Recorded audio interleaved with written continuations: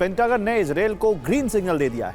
अब Israel Iran पर तबाही मचा सकता है। इजरायल ने पहले से ही हमले के लिए टारगेट फिक्स किए हुए, बस उसे अमेरिका की सहमति का इंतजार था।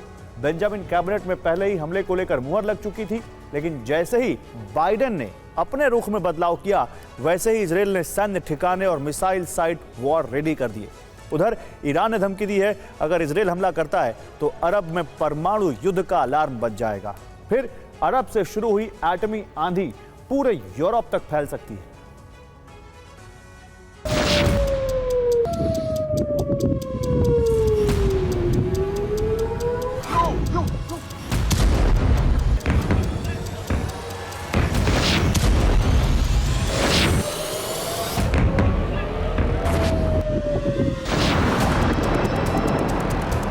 ईरान में आज कयामत की रात।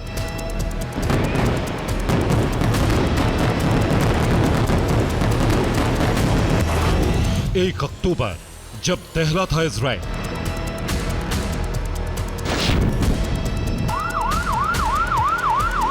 तेरह दिन हो चुके हैं जब ईरान ने इजराइल पर मिसाइल स्ट्राइक की थी।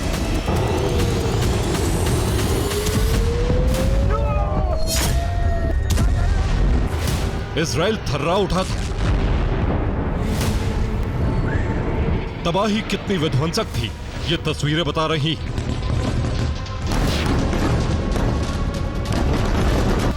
लेकिन अभी तक इजराइल ईरान से बदला नहीं ले पाया।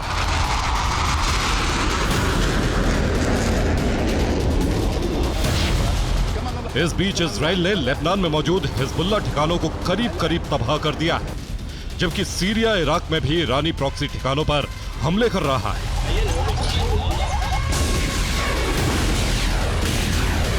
लेकिन सवाल उठ रहा है, ईरान पर अभी तक हमला क्यों नहीं किया? इजराइल ने अभी तक ईरान से बदला क्यों नहीं लिया?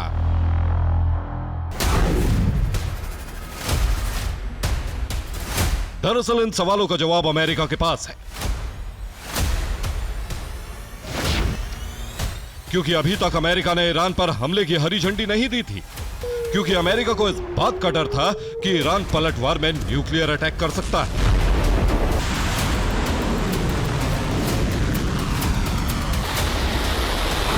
अब इजराइल ने हमले का ब्लूप्रिंट तैयार कर लिया है। अब अमेरिका ने इजराइल के प्लान पर मोहर लगा दी है। अब अमेरिका ने फाइटर जेट की स्क्वाड्रन मिडिल ईस्ट में भेज दी।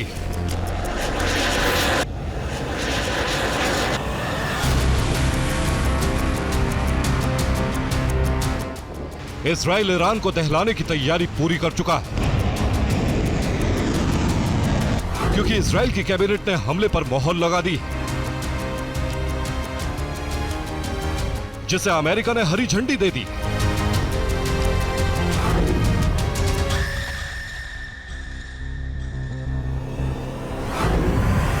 कई ऐसी सैन्य गतिविधि हो रही है जिससे संकेत मिल रहा है कि इजराइल आज रात ईरान में तबाही मचाने वाला है। आखिर कौन से हैं वो संकेत, वो समझिए।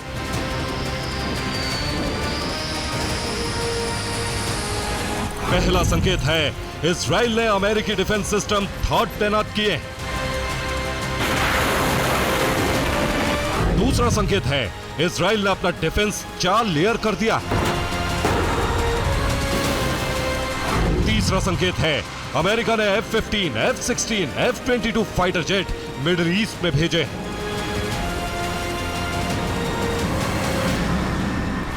चौथा संकेत है, ईरान में इजराइल ने टारगेट फिक्स कर दिए हैं। लिस्ट पेंटागन को भेज दी। पांचवा संकेत है, बेंजामिन कैबिनेट अंडरग्राउंड बंकर में पहुंच गई है।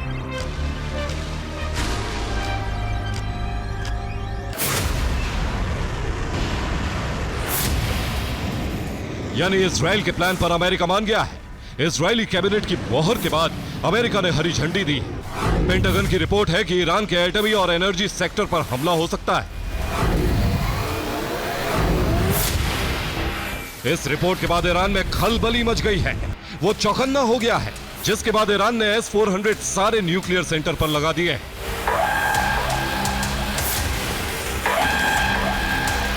साथ ही मिसाइलें अलर्ट मोड पर डाल दी गई और एयर स्पेस में एंट्री बैन कर दी गई।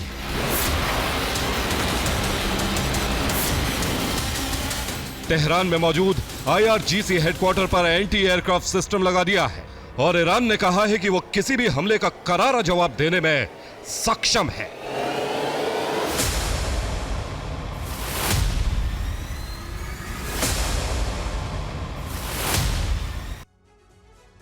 और पलटवार के लिए ईरान स्पाई सैटेलाइट का सहारा ले सकता है, जिससे इजरायल में भारी तबाही मच सकती है। ईरान रूस की मदद से जासूसी उपग्रह अंतरिक्ष में भेज चुका है, जिस सैटेलाइट से लगातार इजरायल की निगरानी की जा रही है। सैटेलाइट की मदद से इजरायल के सैन्य ठिकानों की जानकारी IRGC के पास पहुंच रही है। सैटेलाइट इमेज के आधार पर ईरान ने इजरायल में हमले के टारगेट फिक्स कर लिए। इजरायल के दिमोना न्यूक्लियर बेस की गुप्त सूचना भी ईरान के पास पहुंच गई है। बताया जा रहा है ईरान ने सैटेलाइट के जरिए हाइफा और इलात पोर्ट की भी जासूसी कराई। इजरायल के ठिकानों की सीक्रेट जानकारी ईरानी प्रॉक्सी को भी भेजी गई है, जिसके बाद ईरानी प्रॉक्सी भी टारगेटेड अटैक कर रहे हैं। अब ईरान इजरायल के 10 ठिकानों पर बड़े अटैक की तैयारी में है।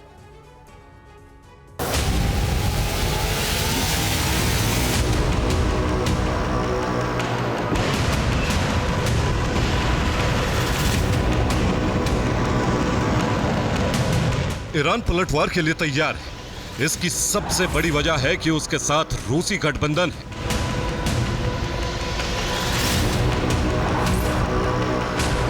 जिसमें रूस के अलावा बेलारूस, चीन और नॉर्थ कोरिया शामिल है।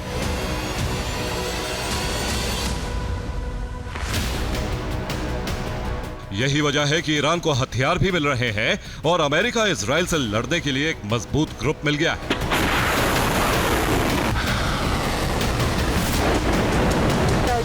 अब ईरान पलटवार की बात कह रहा है।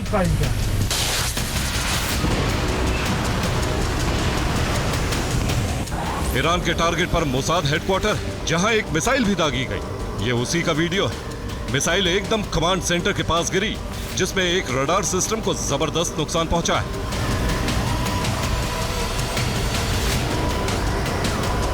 इस तरह के हमले ईरान आगे भी कर सकता है, क्योंकि उसके पास इजराइल के सीक्रेट ठिकानों की भी जानकारी पहुंच गई।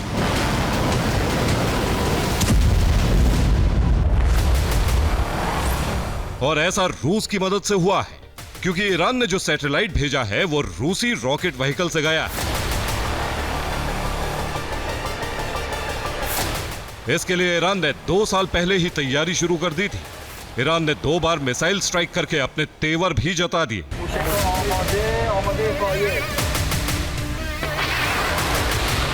हालांकि अब इजराइल ने कहा है कि ईरानी मिसाइल हमले पर इजराइल की प्रतिक्रिया घातक, सटीक और आश्चर्यजनक होगी।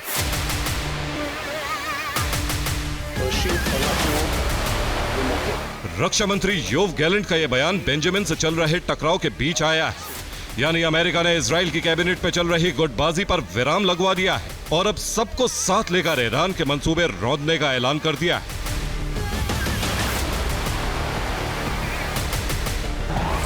जबकि ईरान के संसद के स्पीकर ने कहा है ईरान ने कई बार खुद को रोका, जिससे अरब में हालात ना बिगड़े, लेकिन अब बदली हुई परिस्थिति के लिए इजराइल खुद जिम्मेदार है। हमने उसे सबक सिखा दिया है। अगर वो दुश्मन बनकर रहना चाहता है तो फिर उसे हमारे आक्रोश का सामना करना पड़ेगा।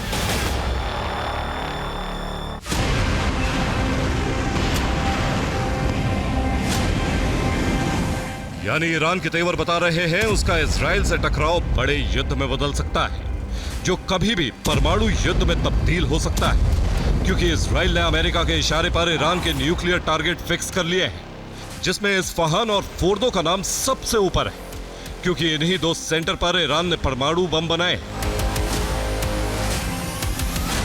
इसकी खुफिया जानकारी मोसाद ने पेंटागन को दी है। यानी अगर यहां हमला हुआ तो ईरान पलटवार में दिमोना एटमी सेंटर को उड़ा डालेगा, जिससे अरब में एटमी जलजला आने से कोई नहीं रोक सकता। Bureau report, TV9 भारतवंश। और ईरान पर हमले की आशंकाओं के बीच इजरायल और हिजबुल्लाह की जंग बेहद विध्वंस हो गई है। बीते 24 घंटे में इजरायल ने लेबनान पर बड़ी एयर स्ट्राइक की है आईडीएफ ने रिहायशी इलाकों पर भी बम बरसाए हैं। उधर हिजबुल्लाह भी बेहद आक्रामक है। उसने लेबनान की धरती पर मौजूद इजरायली जवानों के खिलाफ ऑपरेशन शुरू कर दिया है। वहीं इजरायली शहरों पर 300 से ज्यादा रॉकेट दागे। हिजबुल्लाह के हमलों की वजह उसके हथियार रूट को बचाने की कोशिश है, जिसे इजरायल ने पूरी तरह से तबाह करने का ऐलान कर दिया है। ये लेबनान में हिजबुल्लाह की तबाही की तस्वीरें हैं।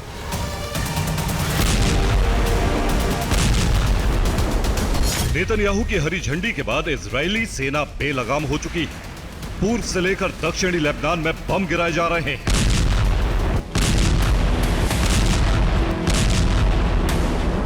आईडीएफ के फाइटर जेट की सोनिक बूम से लेबनान थर्रा रहा है। कब, कहां, कितने किलो का बम गिर जाए कोई नहीं जानता।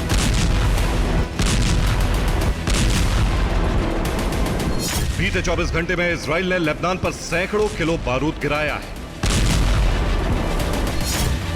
बीते 24 घंटे में हिजबुल्लाह के 200 ठिकाने तबाह हो चुके हैं।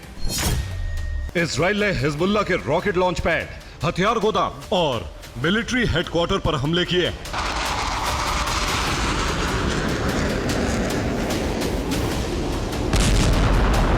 इजराइल का दावा है कि ये हमले हिजबुल्लाह को टारगेट कर किए जा रहे हैं, लेकिन लेबनान के रिहायशी इलाके भी इजरायली बारूद की चपेट में आ रहे हैं।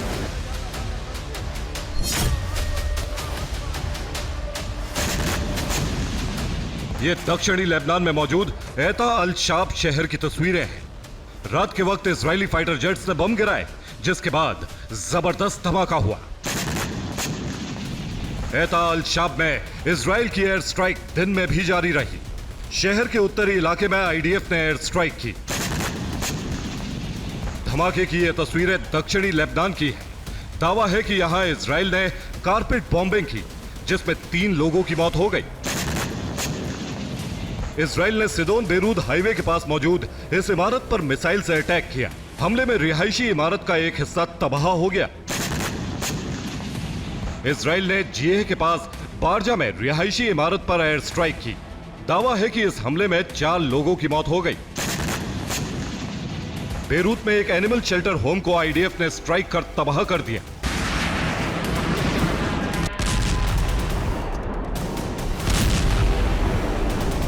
इजराइल के हमलों में न सिर्फ हमास और हिजबुल्लाह लड़ाके मारे जा रहे हैं, बल्कि रिहायशी इलाकों पर बमबारी में स्थानीय लोग भी शिकार हो रहे हैं। कई देश इसका विरोध कर रहे हैं, लेकिन अब यूएन और दूसरे यूरोपीय देश इजराइल का विरोध करने में जुट गए हैं, क्योंकि इजराइल के हमले यूएन दफ्तरों पर भी हो रहे हैं, जिसमें कई यूएन अधिकारी मारे जा चुके हैं। हमलों का अमेरिका के राष्ट्रपति जो बाइडेन, फ्रांस के राष्ट्रपति इमैनुअल मैक्रो ने विरोध किया है। वहीं यूएन ने इजराइल को हमले बंद करने के लिए कहा है।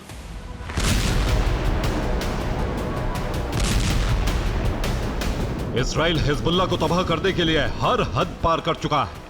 हिजबुल्लाह से जुड़ी हर चीज को वो राख बना देना चाहता है।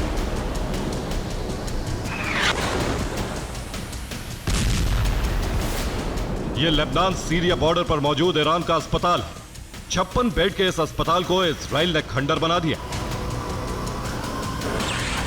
यह अस्पताल लेबनान सीरिया की दक्षिणी सीमा पर मौजूद था, जो इस वक्त इजराइल का प्राइमरी टारगेट बन चुकी है। इजराइल ज्यादातर हमले इन्हीं इलाकों को टारगेट कर रहा है। और बीते 24 घंटे में इजराइल ने पूर्वी और पश्चिमी लेबनान पर सबसे ज्यादा अटैक किए। यहां 100 से ज्यादा एयर स्ट्राइक की गई हैं। हमलों में 22 इमारतें तबाह हो चुकी हैं। 40 हिजबुल्लाह लड़ाकों के मारे जाने की खबर है। एयर स्ट्राइक में पश्चिमी लेबनान में मौजूद हिजब हेडक्वार्टर भी ध्वस्त हो गया है। पूर्वी और पश्चिमी लेबनान पर हमले की एक खास वजह है। दरअसल पश्चिमी लेबनान सीरिया से लगता है। यहां से हथियार लेबनान में दाखिल होकर पूर्वी हिस्से तक जाते हैं। बीते हफ्ते इजराइल ने मसना क्रॉसिंग को तबाह कर दिया था। यह हाईवे लेबनान को सीरिया से जोड़ता है। इसी रास्ते से हथियार जाते थे, लेकिन अब भी हथियारों की सप्लाई लगातार जारी है। इसीलिए इजराइल यहां मौजूद हिजब के सभी संभावित ठिकानों को टारगेट कर रहा है।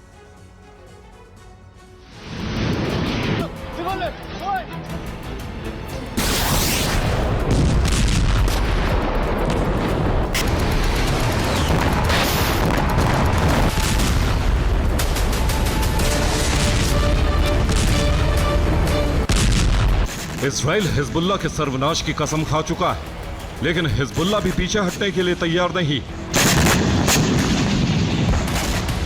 इजरायली शहरों को दहलाना हो या लेबनान में इजराइल की ग्राउंड फोर्स का मोर्चा, हिजबुल्लाह लड़ाके हर जगह इजराइल को जख्म दे रहे हैं।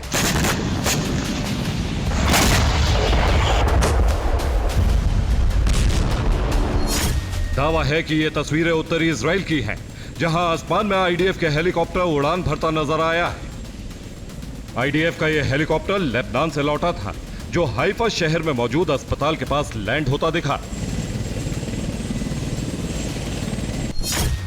दावा है कि इस हेलीकॉप्टर में 7 घायल इजरायली सैनिक थे, जो लेबनान में ग्राउंड ऑपरेशन के दौरान घायल हो गए, जिन्हें इलाज के लिए इजराइल के हाइफा शहर लाया गया। लेबनान से आ रही मीडिया रिपोर्ट्स की माने तो हिजबुल्लाह लड़ाके इजरायली ग्राउंड फोर्स के खिलाफ बेहद आक्रामक हो गए। वो ट्रैप लगाकर इजरायली जवानों को मार रहे हैं। इन 7 जवानों के साथ भी ऐसा ही हुआ है। दरअसल इजरायली जवान लेबनान में रामिया शहर में घुसपैठ करने पहुंचे थे, लेकिन यहां हिजबुल्लाह के लड़ाकों ने लैंडमाइंस लगाई हुई थी। दावा है कि लैंडमाइन में विस्फोट होने से 7 जवान घायल हो गए। अभी मौत के आंकड़े को लेकर कोई जानकारी सामने नहीं आई है। दावा किया जा रहा है कि रामिया में इजरायली जवानों और हिजबुल्लाह लड़ाकों के बीच अब भी जबरदस्त जंग जारी है। इधर हिजबुल्लाह लड़ाकों ने उत्तरी इजराइल पर भी रॉकेट और ड्रोन हमले शुरू कर दिए हैं। वीडियो पोस्ट कर हिजबुल्लाह ने हमलों और इजराइल में होने वाले विध्वंस की पुष्टि की। वीडियो में कई ड्रोन इजरायली शहरों पर गिरते नजर आ रहे हैं। इस वीडियो में हिजबुल्लाह के ड्रोन हमलों से होने वाली तबाही भी देखी जा सकती है।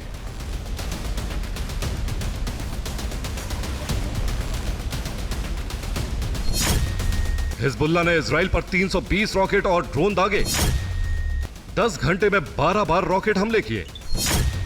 हाइफा और क्रेयोट शहर को दहलाया। इजरायली बेस पर हमले किए गए। हिजबुल्लाह इजराइल के खिलाफ आक्रामक है। इधर ईरान भी आग बबूला है। ईरान के गुस्से की वजह लेबनान सीरिया बॉर्डर पर तबाह अस्पताल है। ईरान ने साफ कह दिया है, हमने मिडिल ईस्ट में युद्ध को रोकने के लिए कई प्रयास किए हैं, लेकिन मैं दुश्मन को स्पष्ट रूप से कहना चाहता हूं, ईरान के लोगों और हितों की रक्षा करने में हमारी कोई सीमा नहीं है।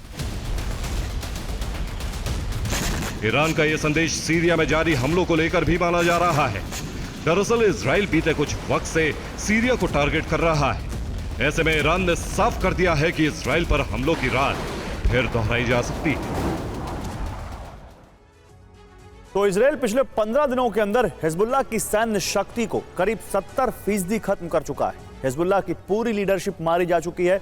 बावजूद इसके इजराइल के विध्वंसक हमले रुकने का नाम नहीं ले रहे। इस वक्त दक्षिणी लेबनान में बहुत ही खतरनाक लड़ाई चल रही है। इजरायली सेना जमीन और हवा से हमले कर दक्षिणी लेबनान को खंडहर बना रही है। सवाल यही है कि आखिर दक्षिणी लेबनान में इतनी बड़ी तबाही क्यों हो रही है। इस सवाल का जवाब है नेतन्याहू का वो प्लान जिसका नाम है ऑपरेशन बफर वॉल। आसमान से विनाश की बरसात हो रही।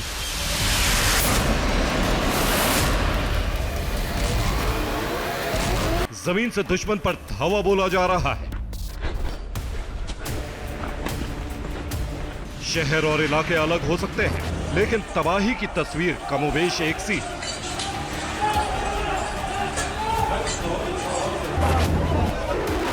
बेरूत से लेकर दक्षिणी लेबनान तक विनाश का भयावह मंजर।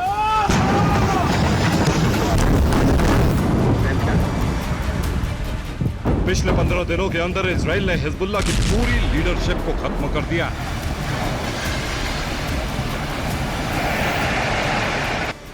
हिजबुल्लाह के हथियार गोदाम, रॉकेट लॉन्च साइट, ठिकाने और हेडक्वार्टर सब कुछ तहस नहस हो चुके हैं।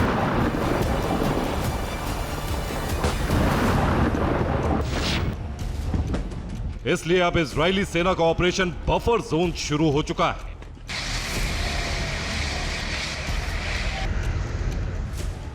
लेबनान के अंदर इजराइल बफर जोन बनाने जा रहा है। यही वजह है कि दक्षिण लेबनान में न सिर्फ बमबारी हो रही है, बल्कि भीषण जमीनी जंग भी छेड़ दी गई है। दक्षिणी लेबनान का वही हश्र हो रहा है जो गाजा का हुआ।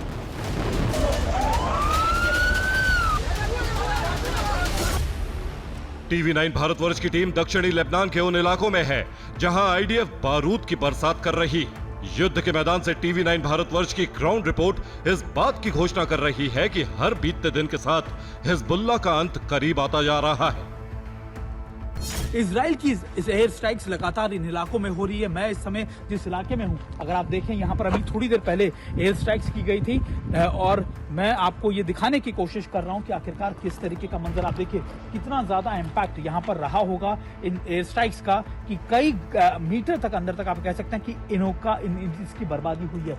ये अगर आप देखें, हमें बताया गया कि ये हिजबुल्लाह के एक बड़े कमांड कंट्रोल सेंटर थे, बहुत बड़ा एरिया था इसका, और जहां पर ये अटैक किए गए। और अगर आप पीछे मेरे देख रहे हो, आपको जनरेटर्स नजर आ जाएंगे, बड़े इलाके नजर आ जाएंगे, और ये देखिए धुएं का गुब्बार, एक दो नहीं कई बिल्डिंग्स को एक साथ टारगेट किया गया। जिन भी इमारतों में हिजबुल्लाह के ठिकाने हैं, जहां भी उसके हथियार गोदाम है, जहां भी उसके रॉकेट लॉन्च पैड है, इजराइल उसी जगह को टारगेट कर रही है। विध्वंसक हमलों में न सिर्फ इमारतें ध्वस्त हो रही हैं, बल्कि हिजबुल्लाह के अंडरग्राउंड ठिकानों का भी खात्मा हो रहा है। यहाँ पर अभी भी कुछ चीजें ऐसी हैं जो एक्टिव हैं। हालांकि देखिए, हमें बताया गया है कि अभी इस इलाके से आपको दूर रहना है। तस्वीरें किसी की ना लीजिएगा, सिर्फ और सिर्फ आप ये जगह दिखाइएगा। और ये देखिए कितना बड़ा इम्पैक्ट हुआ है इस पूरी एयर स्ट्राइक्स का, कि आप देखिए इसकी स्मेल, आप यहाँ पर अगर आप देखें तो गंध आपको अभी भी आएगी। और ये चारों तरफ देखिए बिल्डिंग किस तरीके से बर्बाद कर दी गई हैं। ये सिर्फ टीवी9 आपको दिखा रहा है और ये बता रहा है कि आखिरकार अभी यहाँ के ताज़ा हालात क्या हैं। इजराइल अपने प्लान में पूरी तरह से कामयाब होता जा रहा है। दक्षिणी लेबनान के इलाकों में आईडीएफ तेजी से कब्जा जमाती हुई जा रही है। 1 अक्टूबर से इजराइल का ग्राउंड ऑपरेशन शुरू हुआ था। तब से लेकर अब तक आईडीएफ दक्षिणी लेबनान के 8 इलाकों पर कब्जा जमा चुकी है। ये सभी इलाके इजरायली सीमा से सटे हुए इलाके हैं। इजरायली सीमा से लगते लेबनान के इलाकों पर कब्जा करने के बाद इजराइल क्या करने वाला है, अब इसे समझिए।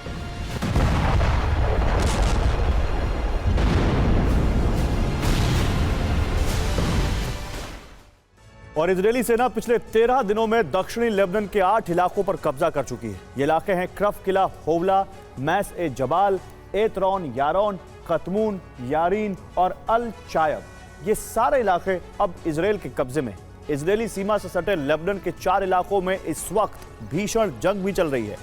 ये इलाके हैं मारवाहिन, रामये, आयत अश-शाब और लब्बोने। इजराइल यहां जिस तरह से हमले कर रहा है, उससे माना जा रहा है कि आने वाले वक्त में इन 4 इलाकों पर भी इजराइल का कंट्रोल हो जाएगा।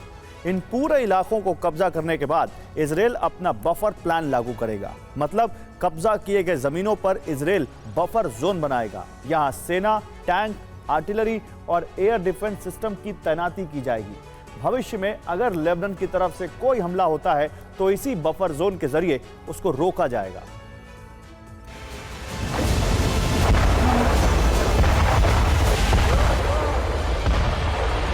दक्षिणी लेबनान में जंग लड़ रहे इजरायली सैनिकों का कहना है कि नेतन्याहू और गैलेंट ने सेना को 2 लक्ष्य दिए।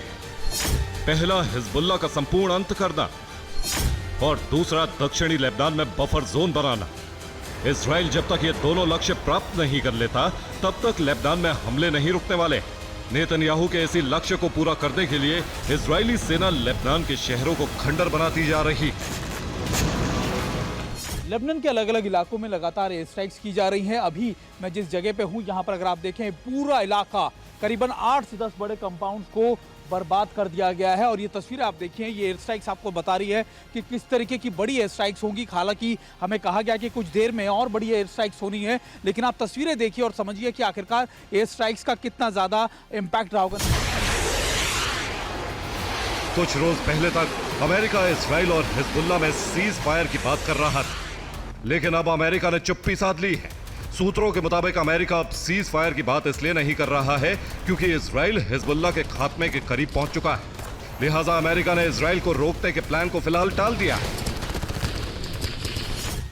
लाखों की, हजारों की संख्या में यहाँ मौजूद रहते थे, लेकिन अब यहाँ पर सिर्फ और सिर्फ आपको इस तरीके की तस्वीरें नजर आ जाएंगी। पूरे के पूरे शहर यहाँ पर खाली हो चुके हैं। और मैं और मेरे कैमरा पर्सन निशांत आपको यहाँ पर दिखाने की कोशिश कर रहे हैं। ये कैफ़े हुआ करते थे, यहाँ के सबसे बेहतरीन कैफ़े यहाँ पर थे ये, लेकिन अब ये कैफ़े भी खाली हो चुके हैं। हिजबुल्ला चाहते हुए भी इजराइल से युद्ध नहीं लड़ पा रहा है। इसकी एक नहीं कई वजहें हैं। हिजबुल्ला की पूरी लीडरशिप खत्म हो गई है। हिजबुल्ला को लीड करने वाला कोई नहीं बचा है। उसका कम्युनिकेशन सिस्टम तबाह हो गया है। हेडक्वार्टर, ठिकाने, हथियार गोदाम और रॉकेट लॉन्च साइट ध्वस्त हो चुकी है। ईरान से मदद नहीं मिल पा रही क्योंकि इजराइल ने उसके हथियार सप्लाई रूट को भी तबाह कर दिया है।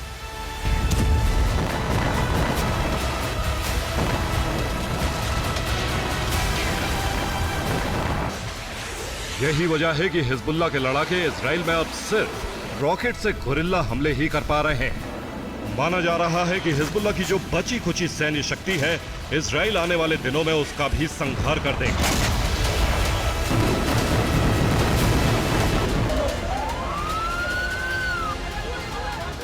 इसके बाद दक्षिणी लेबनान में कब्जा की गई जमीनों में बफर जोन तैयार किए जाएंगे। ये वो बफर वॉल होगी जो भविष्य में लेबनान की तरफ से होने वाले किसी भी हमले से इजराइल की सुरक्षा करेगी।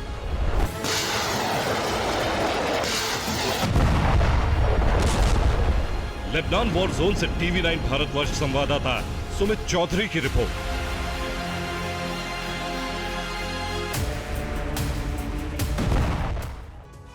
तो यूक्रेन की जंग की बात करते हैं अब, जो उस मोड़ पर पहुंच गई है जहां पुतिन बहुत विनाशकारी फैसला ले सकते हैं, क्योंकि यूक्रेन ने पिछले करीब 100 घंटों में रूस की धरती पर ऐसे हमले किए हैं जिससे रूसी सत्ता का आक्रोश बढ़ गया है।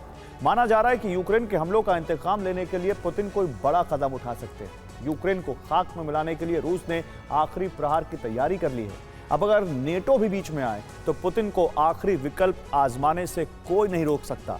तो क्या जिस तरह से यूक्रेन पिछले 4 दिनों से रूस को दहला रहा है, उसका अंजाम परमाणु विकल्प ही है? क्या पुतिन के पास अब युद्ध जीतने के लिए परमाणु हमले के अलावा कोई दूसरा विकल्प नहीं बचा? देखिए यह स्पेशल रिपोर्ट। यूक्रेन युद्ध में तबाही का सबसे विध्वंसक फेज।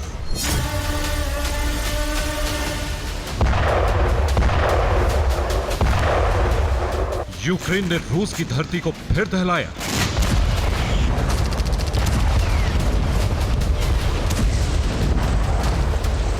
यूक्रेन के विनाशकारी हमलों से रूसी जमीन एक बार फिर कांप उठी।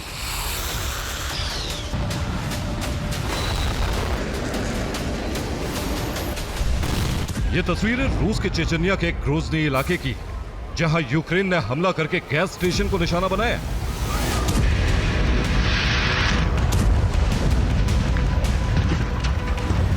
यूक्रेन के हमलों के बाद रूस के इस गैस स्टेशन में धमाके होने लगे। गैस स्टेशन धू धू कर जलने लगे।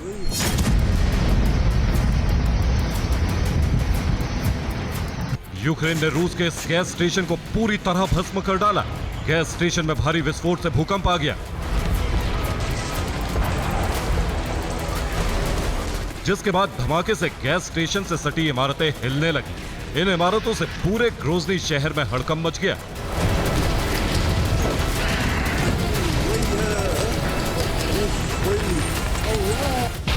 धमाकों के बाद ग्रोजनी में 1000 फीट दूर गिरा गैस टैंकर। धमाकों से 2 बच्चों समेत 4 लोगों की मौत हो गई, जबकि हादसे में कई लोगों के घायल होने का दावा किया गया है। रिपोर्ट्स के मुताबिक चेचन कमांडर कादिरोव के घर के नजदीक यह धमाका हुआ।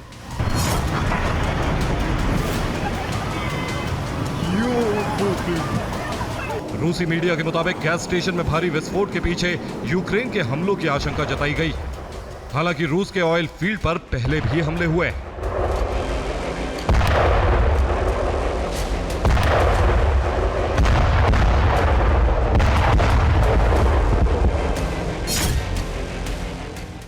लेकिन रूस की धरती पर पिछले 24 घंटों में यूक्रेन ने जिस तरह से विध्वंसक हमले करके कई ठिकानों को जबरदस्त नुकसान पहुंचाया है, उससे रूसी खेमे में हड़कंप मच गया।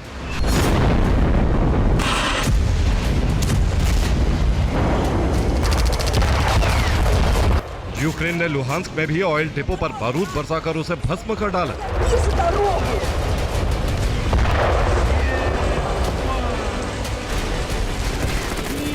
यूक्रेन ने लुहांस्क ओब्लास्ट के रोवेंकी शहर के पास एक ऑयल डिपो पर हमला किया।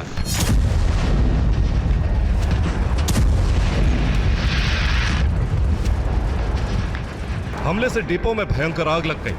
यूक्रेन ने इस साल रूस और उसके कब्जे वाले क्षेत्रों में एनर्जी सोर्स के कई ठिकानों पर ड्रोन दागे, जिसके बाद रूस को काफी नुकसान हुआ।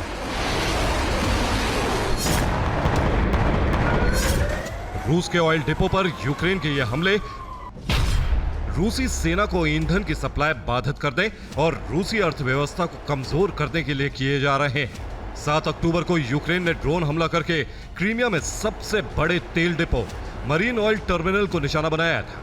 आग 4 दिनों तक जलती रही थी और 1000 से अधिक लोगों को वहां से हटने के लिए मजबूर होना पड़ा था। 10 अक्टूबर को भी रूस के तेल टर्मिनल पर 2 विस्फोट हुए थे। इसके अलावा भी कई फ्रंट पर यूक्रेन ने रूसी धरती पर कई हमले किए, जिससे पुतिन की सेना को काफी नुकसान पहुंचने का दावा किया गया है।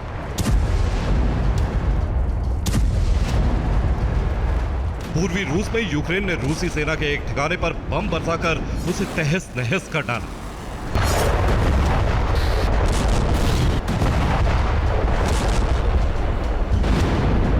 ये तस्वीरें रूस के किस इलाके की हैं, ये साफ नहीं हो पाया है। यूक्रेन के ड्रोन हमलों के बाद रूसी सैनिकों के लिए बचाव करना मुश्किल हो गया है। इस हमले में रूसी सेना का ठिकाना जलकर भस्म हो गया और कई रूसी सैनिकों के मारे जाने का दावा किया गया है।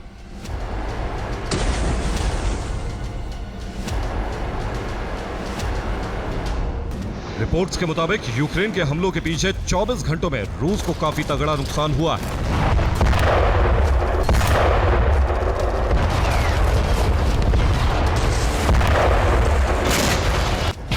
चौबीस घंटों में रूस के करीब 1300 सैनिक मारे गए हैं। इसके अलावा रूस के 9 टैंक, 29 आर्टिलरी, 49 सैन्य वाहन और 71 टैंक तबाह हो गए।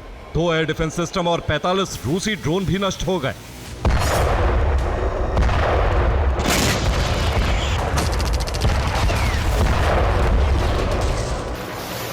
इसके अलावा भी कई फ्रंट पर यूक्रेन ने भीषण हमले करके रूसी धरती को बुरी तरह दहला दिया।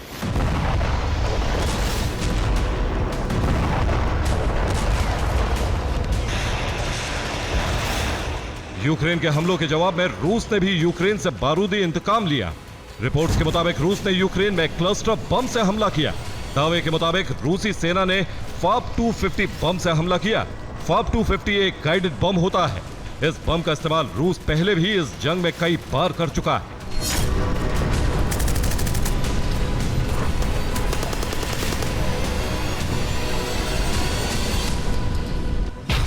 रिपोर्ट्स के मुताबिक सुमी ओब्लास्ट में 73 धमाके हुए। खोतिन, माइरोपिलिया, रिची, बिलोपिलिया, क्रास्नोपिलिया, वेलिका और पिसारिव्का में धमाके सुने गए। खार्किव रीजन में भी रूस ने फैब 250 बमों से हमला किया।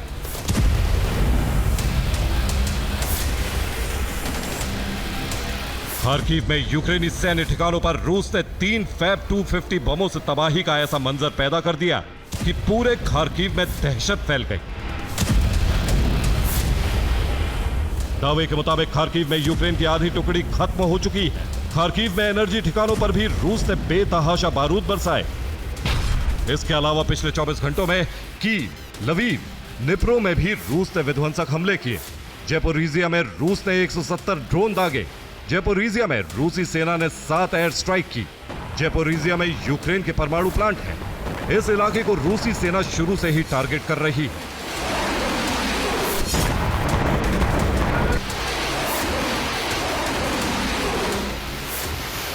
लेकिन यूक्रेन जिस तरह से 4 दिनों से रूसी धरती पर हमले कर रहा है और बारूद बरसा रहा है, उससे जंग की दिशा पूरी तरह बदल चुकी है। इस जंग का अंजाम क्या होगा, ये कोई नहीं कह सकता है। जानकारों का मानना है कि पुतिन अब युद्ध जीतने के लिए परमाणु हमले का विकल्प भी आजमा सकते हैं, क्योंकि यूक्रेन ने जिस तरह से रूस को पिछले 24 घंटे में नुकसान पहुंचाया है, वो पुतिन के आक्रोश को बढ़ा देने वाला है। Bureau report, TV9 Bharatvarsh. और कुर्स्क में यूक्रेन को बहुत बड़ा नुकसान पहुंचा है। 22,600 यूक्रेनी सैनिक मारे गए। रूसी रक्षा मंत्रालय ने आंकड़ा जारी करके जानकारी दी है।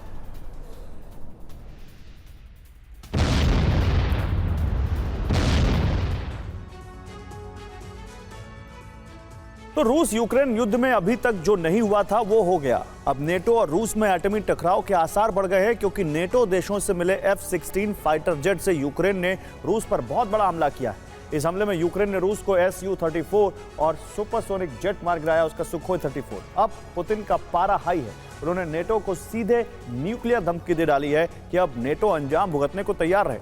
यानी यूरोप में परमाणु युद्ध का अंदेशा बढ़ गया है। यूरोप में महा अलर्ट का अलार्म बज गया है। अब पुतिन का पारा हाई है। नाटो देशों पर बड़ा हमला कभी भी हो सकता है।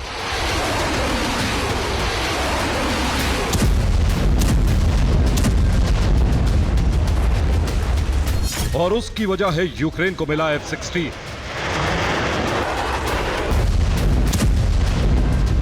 जिसको लेकर पुतिन ने ऐलान कर दिया है अब नाटो अंजाम भुगतने के लिए तैयार रहे। पहले हुआ क्या ये समझिए। पहली बार F-16 ने रूस के सुपरजेट Su-34 को उड़ा दिया। एक टेलीग्राम चैनल फाइटर बॉम्बर ने दावा किया है कि Su-34 सुपरसोनिक फाइटर जेट को नीदरलैंड से मिले एक F-16 से मार गिराया गया। हालांकि रूस और यूक्रेन दोनों ने इस पर कुछ नहीं कहा है। दावा यह भी किया जा रहा है कि यह हमला रूसी फ्रंट लाइन से 50 किलोमीटर दूर हुआ, जब Su-34 हमले के लिए कीव जा रहा था। इसी दौरान नीदरलैंड से मिले F-16 ने सीधे हमले में Su-34 को उड़ा दिया, जिसमें Su-34 के क्रू की मौत हो गई। जबकि इससे पहले रूस ने दावा किया था कि उसने यूक्रेन को मिले 10 में से 9 F-16 मार गिराए। अब सिर्फ एक ही बाकी था। तो क्या उस बचे हुए F-16 ने रूस को बड़ा नुकसान पहुंचा दिया? अब ज़ेलेंस्की का जोश हाई है। वैसे भी यूक्रेन को कुल 85 F-16 मिल रहे हैं, जिसमें से एक बड़ी खेप कुछ दिन में पहुंचने वाली है। यूक्रेन को नॉर्वे, बेल्जियम, नीदरलैंड्स, डेनमार्क और पोलैंड से F-16 मिल रहे हैं, जिसके लिए अमेरिका ने मंजूरी दे दी। F-16 के इस्तेमाल पर पुतिन ने पहले ही कहा था कि अगर यूक्रेन ने F-16 से रूस पर हमला किया तो रूस नाटो देशों पर हमले के लिए स्वतंत्र हो जाएगा। यानी अब रूस नाटो देशों पर हमला कर सकता है। इसमें सबसे पहले टारगेट पर कौन से देश हैं वो समझिए। पोलैंड और बाल्टिक देश, एस्टोनिया, लातविया और लिथुआनिया। वैसे भी रूसी फौज लगातार पश्चिमी यूक्रेन की तरफ बढ़ रही है और दूसरी तरफ से बेलारूस पोलैंड बॉर्डर पर रूस ने अपने सैनिक और आर्टिलरी लगा दी।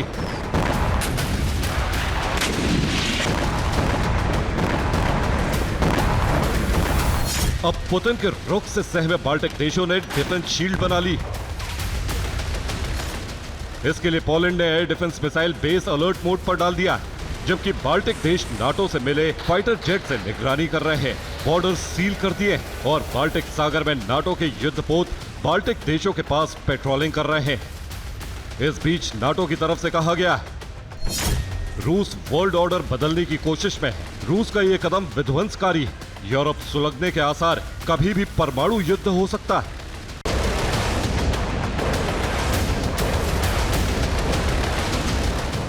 नाटो की धमकी के बाद रूस ने MiG-31 फाइटर क्राफ्ट बेलारूस भेज दिए,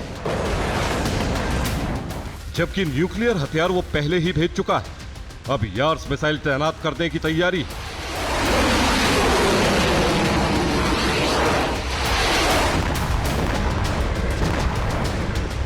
यानी रूस न्यूक्लियर युद्ध के लिए पूरी तैयारी कर चुका है, जिसका ट्रिगर कभी भी दबाया जा सकता है। और पुतिन ऐसा करके अमेरिका और नाटो की बादशाहत हमेशा के लिए खत्म करना चाहता है। क्रेमलिन की तरफ से नाटो को सीधी धमकी दी गई। अगर नाटो यूक्रेन युद्ध में एक पार्टी बनता है तो वो रूस के टारगेट पर आ जाएगा। रूस नाटो देशों में घुसकर उनके सैन्य ठिकानों पर हमले करेगा और रूस को ऐसा करने से कोई रोक भी नहीं सकता है।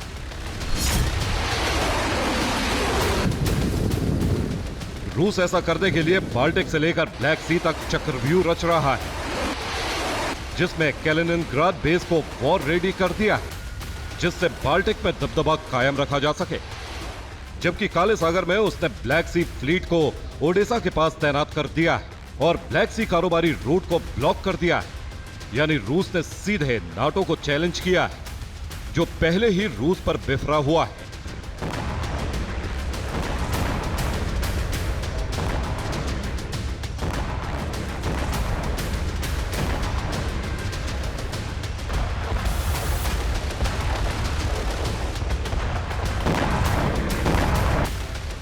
क्योंकि पुतिन ने ईरान के प्रेसिडेंट पेजेशकियान को बुलाकर सीधे अमेरिका को चुनौती दी कि अब रूस नया गठबंधन बना रहा है जो सीधे तौर पर नाटो की तबाही का हथियार बनने जा रहा है।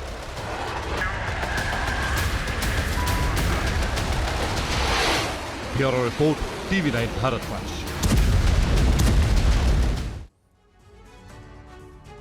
और अब बात उस विनाशकारी तूफान की जिसने सुपर पावर को हिलाकर रख दिया।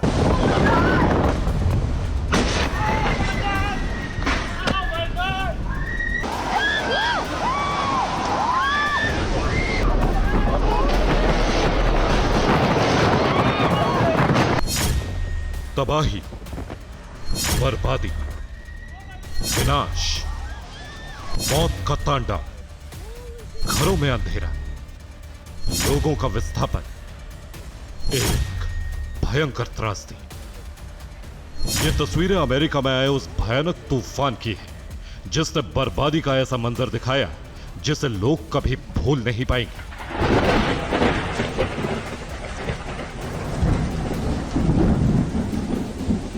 अमेरिका में इस तूफान को सदी का सबसे बड़ा तूफान माना जा रहा है जिसने ऐसा कहर बरपाया जिसे लोग बरसों तक याद रखेंगे।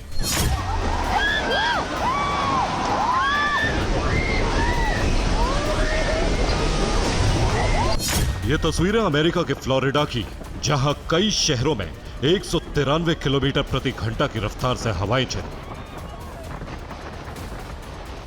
अमेरिका के फ्लोरिडा में जहां से भी ये तूफान गुजरा वहां तबाही के निशान छोड़ गया। अमेरिका में आए इस विनाशकारी तूफान का नाम मिल्टन है। फ्लोरिडा के अटलांटिक तट पर कई क्लबों, होटलों और घरों को भारी नुकसान पहुंचा है। तूफान की मार से सब कुछ नष्ट हो गया है। यह तूफान ऐसा भयावह था कि सुपर पावर भी कांप उठा। इस तूफान ने इतनी दहशत पैदा कर दी कि राष्ट्रपति बाइडेन ने फ्लोरिडा के लिए तुरंत इमरजेंसी का ऐलान कर दिया।